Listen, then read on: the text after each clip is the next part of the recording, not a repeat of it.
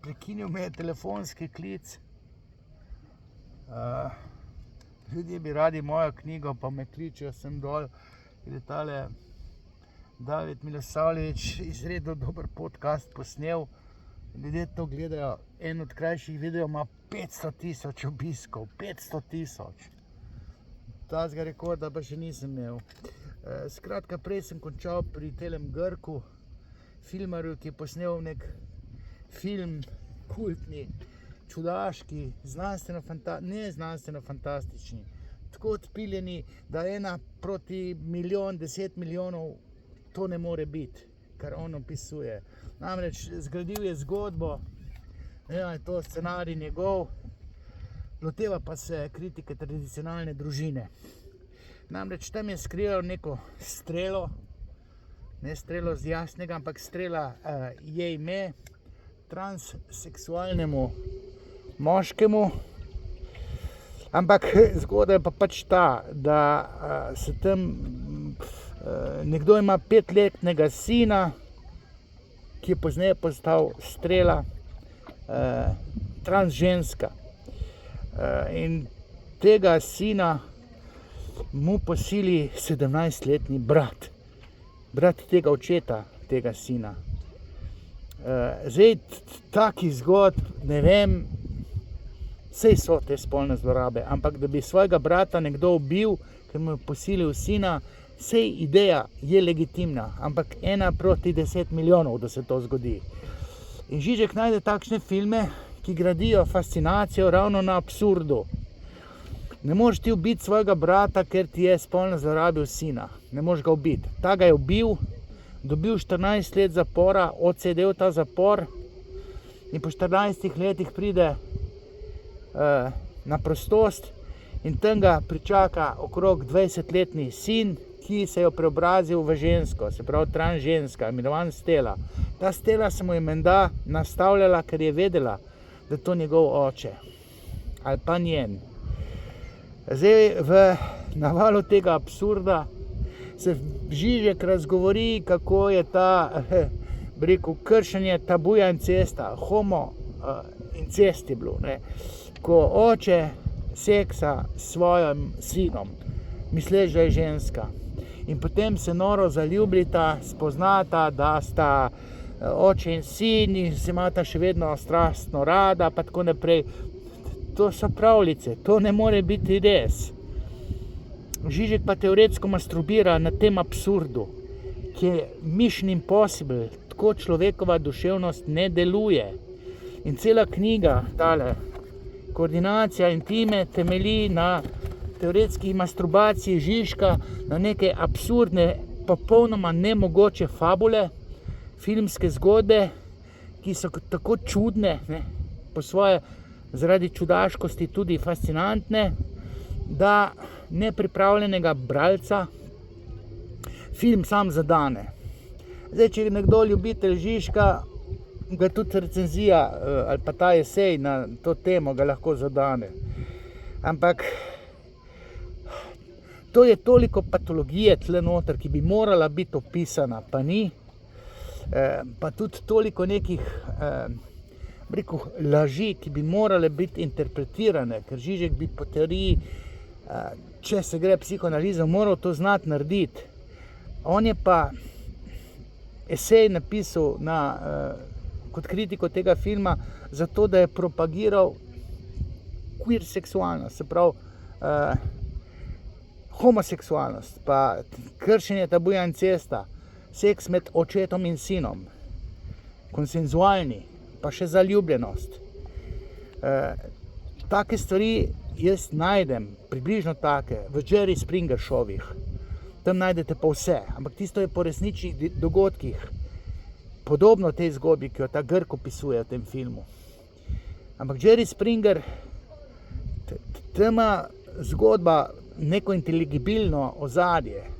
Tle je pa za lase privlečeno ozadje, se pravi Grk si nekaj izmislil, mogoče je kaj podobnega nekje zasledil, pomešal v neko čorbo in potem to fascinacijo prodaja in seveda intelektualci zagrizejo to kost in masturbirajo in sploh na to temo, tako kot teoretiki moderne umetnosti, ko drek na palc proglasijo za umetnost in potem na to temo čuda stvari povejo. Žižek pa na identičen način išče te filme, ki pritegnejo sami po sebi pozornost, ki so tako čudaški, tako nori. Jaz bi tudi lahko kaj povedal na to temo. Tudi na temo, recimo, knjige Igra solz, Crying Game, ne. Jaz čisto eno druge stvari tam vidim v Crying Game, kot vidi Žižek. Žižek celo govori, kako je pristna ljubezen med dvema moškima. Ne? V resnici to nista dva moška, ampak en moški se zaljubi v trans žensko, ki je moški, feminilni gej, ki se našemi v žensko in ona dva sta tam kao zaljubljena. Ampak ne pove pa, da je ta moški, ki je spoznal, da je v bistvu zaljubljen v moškega, da tisto tam trans ženska, da je to moški. On je tam pol filma kozlav. Žižek nič tega ne omenja, ampak omenja en absurd, kako pristna je lahko ljubezen med dvema moškima. Jo, Žižek, kakšne neumnosti to klatiš. Pristna je ljubezen med sinom in mamo in potem med moškim in žensko. In žensko in moškim. Ker je v ozadju zgodba sin mama ali pa oče hčerka. Ta pa pravi, ne, ta bi rekel velecenjeni Žižek, da je knjiga dokaz, oziroma ta film Crying Game, kako pristna je lahko ljubezen med dvema moškima. Ej, Žižek, tisti, ki se je zaljubil v moškega, ne, je mislil, da ta moški, trans ženska, da je to ženska. In ne moreš ti vpeljati, kako pristna je ljubezen med dvema moškima.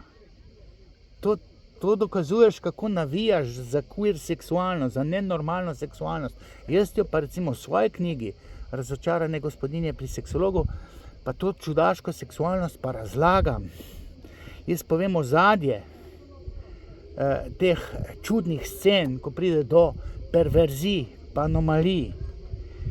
Zdaj, kar teoretsko masturbirati brez repa in glave, saj ima rep in glavo, ali ima pa trtico pa lobanjo, saj ni važen.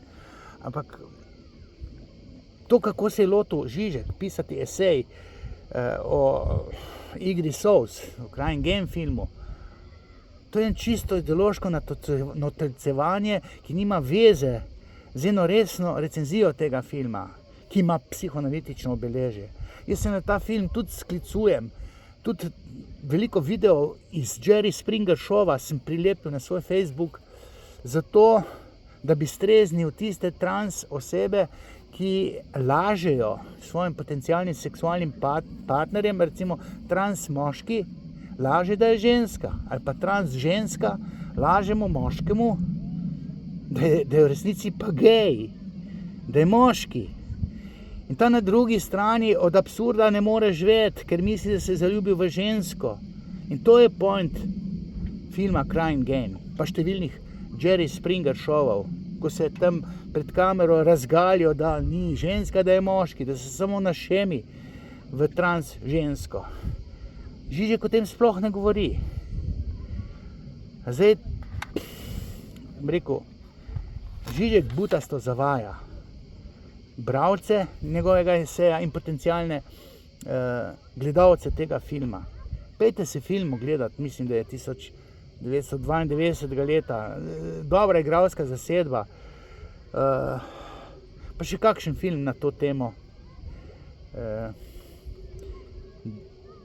Tony Curtis je tudi igral v enem filmu, že dosti starejšem, ki tudi bila to zgodba, ki se je eden potem razkril, da je ženska, da ni moški, ki je bil njegov prijatelj zaljubljen v njega. On prijatelj pa prav, nobody's perfect. Češ, kaj potem, če si moški? Ne? Češ, ljubezen je nad vsem. To so te absurdne scene, do katerih je treba biti kritičen. Slavoj Žižek pa propagira levo, anarhično, liberalno agendo, pro-feministično, pro-homoseksualno oziroma pro-transseksualno. Meni se to ne zdi fair, ker prav ideološko motivirano zavaja. Zdaj, v prvem delu videa sem jaz omenil neko Žano, ali kako bi jo rekel. Kje je Žana, kaj je Žana storila narobe, oziroma kje je naredila napako. Gre pa tukaj za enega belgijskega režiserja, oziroma mislim, šlo je za režiserko, žensko, in zaradi tega je ta film razglašen za eden od, ne vem, že 4. film kot najboljši film vseh časov. Iz leta 75, belgijska režiserka. Zdaj, pomeni je tudi film Avatar, ne? V tem istem eseju o tej Žani, ali kaj je že, vse kaj je to film, najboljši film vseh časov, to je stvar subjektivne presoje. Ampak zato, ker je režirala ta film, spet film z absurdno vsebino, ženska, se je to potem razglasilo za 4. najboljši film vseh časov, že 4. film, ki naj bi bil najboljši film vseh časov, po Hitchcocku in vseh teh Državljan Kane, ali kaj, vsi ti filmi, ki so bili nominirani kot najboljši, ne nominirani, razglašeni kot najboljši filmi, to je stvar okusa. Tako kot ne more biti recimo ena Guernica najboljše likovno delo vseh časov, če je ena Afnarija navadna, Picassova Guernica. To je stvar subjektivnih okusov. Film verjetno ima svoj čar, ampak zopet je zgrajen na absurdu. Se pravi, to, kar prikazuje ta film, režiserka je očitno tudi verjetno scenarij napisala, ne vem zdaj točno, kaj je scenarij, ampak scenarij je dejansko absurden. Namreč gre za žensko, ki je vdovela, ima sina in se mora preživljati, poleg tiste dnevne rutine v gospodinjskih opravilih, ki jo opravlja zvesto, celo z užitkom, ima še popoldanski hobi, s katerim zasluži, prostitutka je, ne? In ona se dol daje s temi strankami in Žižek izpostavlja, da se je pa zadeva pri njej zalomila v trenutku, ko je začela v seksu uživati. Ko je doživela neko orgazmično naslado in potem naj bi se zamislila, kaj bo zdaj z njenim užitkom v gospodinjskih opravilih, in je potem pa to stranko ubila. Mislim, to je spet ena proti milijardo, da ženska, kakšna je bila ta Žana, tega ne bi naredila. Človeška duševnost ni tako narejena. Žižek se pa zakači za to, da je ena običajna vdova ženska, ki je zaradi finančnih stisk prodala svoje telo za denar in potem v tem začela uživati. Jaz imam v tej knjigi Razočarana gospodinja pri seksologu, razočarana ne gospodinja pri seksologu, primer, ko se ženska z 2 otrokama prostituira, verjetno še vedno, je pa primer star 10 let. Sem zdaj že malo v letih, stara blizu 60, ona se je dol dajala za denar, z užitkom, njej je prihajalo in se je smejala, je rekla, jaz tako naredim, da mi je še lušen. Če moram imeti otrojčka, se potrudim za njo, da tudi njej pride, čeprav ona ima tudi finančni motiv, tako kot jaz. Se pravi, jaz ne govorim na pamet. Žensk, kakor je ta Žana, na svetu tako rekoč ni. Čeprav teza je legitimna, da se ženska ustraši svojega uživanja v prostituciji, ampak ne moreš ti človeka ubiti. Ne moreš človek niti moralno tako narejen, tudi ženska ne, da bo človeka šla ubiti, ker je ona uživala v seksu. Tako ženska psiha pač ne deluje. Zdaj Žižek najde najbolj odpiljene primere, kot bi jaz rekel, da tam si izmislil neko fabulo, da je ženska ubijala svoje stranke, prostitutka, da je iz njihovih penisov delala hot dog, pa požrla tisti penis, njihova jajčka je zmesila v mešano ali pa jajčka na oko, namesto kečapa je pa uporabila neke izločke, drekaste. To bi bilo še bolj čudno. Bi bili fascinirani, zadeti od te čudnosti. In potem bi se dalo razpisati na to temo. Žižek bi bil genijalen, da kaj takega privleče za lase v neko svojo recenzijo, pa da kuje v zveze tak film. Jaz se lotevam razlaganja seksualnosti. Razlagam, odkje je patologija. Žižek pa to podpira, odobrava. Jaz razganjam patologijo, on jo pa odobrava, propagira in jo postava v levo-ideološki politični kontekst posredno. Zdaj omenja tudi ravno v tem poglavju, v tej Žani, film Menu, o tem enem kuharju, ki pobija vse goste tam nekje skupaj z osebjem, ampak potem pa trči na eno žensko, ki je vedela za neko njegovo namero, vedela, da je delal tam v McDonald'su in si zaželela namesto elitni meni hamburger, pa še za domov, tako kot v tistem McDonald'su. In potem jo pusti živeti.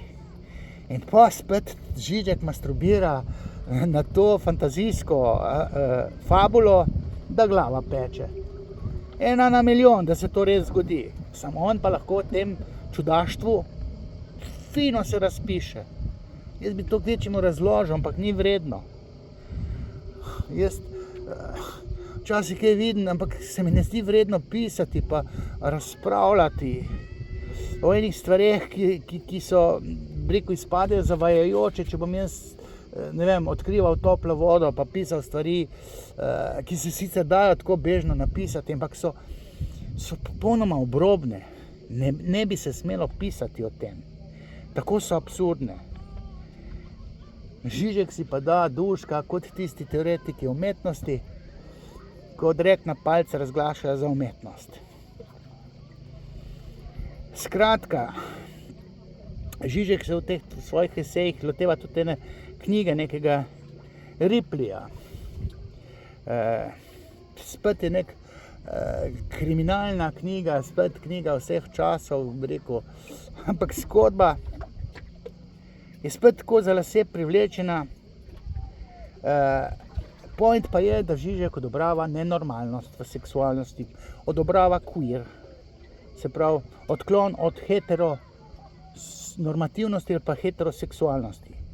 Pa še vpelje Freuda, da bo bolj nobel, 3 teorije seksualnosti. Perverzija obstaja tudi pri normalnih ljudeh. Itak, da obstaja nekaj, čemu se lahko reče perverzija. Jaz vse te perverzije recimo v svojih knjigah razlagam. On pa to propagira. Zato ne zna razložiti.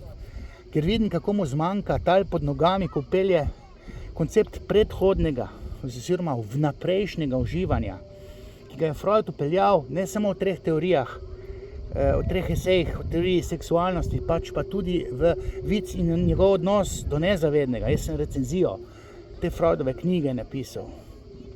Vic in njegov odnos do nezavednega. Zato vem, o čem govorim. Ker predhodno uživanje je predigra k končnemu užitku. In Žižek vpelje končni užitek, ki bi bil pa koitus. Ne, spoštovani Slavoj. Orgazem v koitusu je ultimativno uživanje, smisel vseh užitkov oziroma kulminacija uživanja. Vse ostalo naj bi bilo po Freudu predhodno uživanje oziroma vnaprejšnje uživanje. Težko je to prevajati, ker jaz sem klical prevajalca, zakaj to tako prevajal. Se pravi uživanje, ki se zgodi pred ultimativnim užitkom, ki je pa koitusni orgazem. Žižek čisto spodletelo tule razloži, se pravi, je že malo pozabil. Svoj čas je Žižek bil dober Freudovec, ampak zdaj mu pa zmanjkuje tal pod nogami in nihče ne reče nič. Ja, kdo drug bo, če jaz ne bom? Kaj naj še rečem, sem še kaj spustil? Seveda bi še veliko lahko govoril o tej knjigi. Delal sem si neke zapiske, ampak rekel, Žižek se politično angažira. in skuša propagirati anarholiberalnost. Jaz sem pa levičar strbol po srcu, srce imam na levi, ampak zaradi psihoanalize, ne zaradi krščanstva ali kakšne desnosti v meni. Jaz sem konzervativen zaradi psihoanalize. In prav je, da nekdo, bom rekel, pokaže zobe Žižku, ampak nastavi ogledalo. Žižek ni več stari, dobri Žižek, kakršen je bil pred 30, 40 leti, 50 leti. Niti ni senilni starec, ki je vse pozabil. Ampak s svojo karizmo, svojim statusom, pa ne bi smel se politično tako angažirati pa propagirati nenormalno seksualnost. On bi moral pojasniti, zakaj je seksualnost pri nekaterih tako perverzna, tako odklonilna. In tega ne dela. In tole, vsej preberite tole. Moj knjižničar mi je tole zrihtal, kupili so tolo knjigo zaradi mene v knjižnici. Je rekel, bral sem 5 minut, 5 strani sem prebral, pa nisem mogel več. Ta knjiga se da brati, ampak vsebina ta knjige je zavajajoča, ker je ideološka. Ni pa to, rekel, tako težka ali pa zatežena knjiga, kot so, ne vem, ko ima tam tifus fantažme, ali kaj že ima, neke te nebuloze. Hitreje izdaja knjige, kot jih piše. No, jaz sem ravno zdaj končal tukaj na Pašmanu, Brotolju, mojo kritiko psihiatrije skozi psihoanalizo sem jo končal. Tudi delček tele recenzije sem noter v zaključku opisal, ker ta kritika psihiatrije skozi psihoanalizo mora biti napisana, ker psihiatrijo mora nekdo spraviti v red. In Žižek je svoj cajt, 40 let nazaj, imel pa vojno s psihiatri, tako kot jo imam jaz. Ampak on je zdaj v politiki, jaz se pa s psihiatri borim. Ker ta borba mora biti nekoč dobljena. Psihiatrijo je treba rekonceptualizirati. Jo v takšni obliki, ko obstaja, ukiniti. Povsod po svetu. Žižek bi tako pomagal. Ne, on pa, bog, evo sem pozdravil domorodce, igrajo vaterpolo. Evo, dosti je. Čao.